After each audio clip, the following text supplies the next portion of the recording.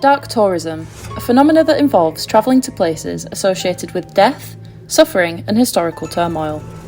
But with it becoming increasingly popular within the media and the general public, it has inevitably sparked controversy and a debate on where it may cross a line.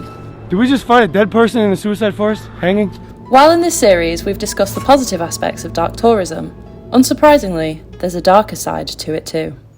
While many visit these places as an opportunity to learn and reflect on human history, some see these sites of human suffering as an opportunity to make easy money. This term dark tourism, it's been exploited for people to make money, really. Years ago, it was after 9/11 where one of the airplanes came down in the Pennsylvania forest. A local farmer was selling tickets at $10 a time or something, to take tourists out on the back of a tractor to see the crash site. That is completely unethical. If they use the money that on these trips to maybe build the population, give to charity, that's fine.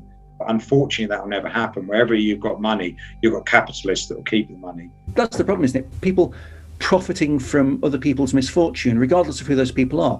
And you'd like to think that if there is a profit to be made, that profit would be put back into the community, put back into the people that are affected. It's not just the places. Like if people are going to, I don't know, as well, like Auschwitz, like where are they going to eat when they come out? And like all those businesses. Sian Allison owns a business in the UK known as Dark Tourist Trips, where they offer day trip itineraries for the UK, Europe and the US.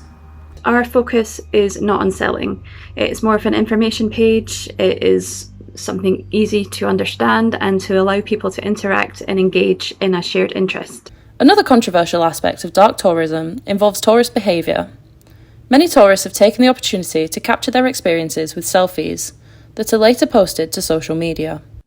They go there to collect these places, which they will then take selfies or whatever, and then pop it onto Instagram or Facebook or whatever they do. It rather discredits or simplifies some very complex issues which deserve treating with respect and complexity and thought. If the picture is to show you what's happened, cool. But if it's to show you how big or good you are, then not so cool. The content of those photographs should be taken in the mindset that you are in a dark tourist site, and the reason you're in the dark tourist site is because it's a dark tourist site. You're not just going there for shits and giggles. But there are plenty of other aspects to take into consideration when partaking in this type of tourism. So how should tourists go about visiting dark tourist sites?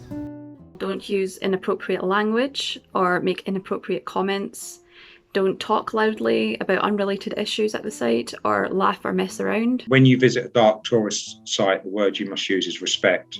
Wherever you are, I will spend more time with the local population than I will visit the sites that are macabre.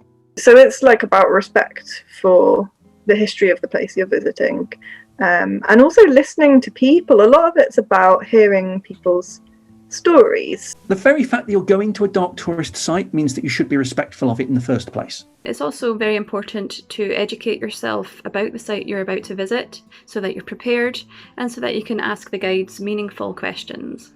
My personal view, I think dark sites are great and very valuable if they're marketed and interpreted properly and if they're visited properly.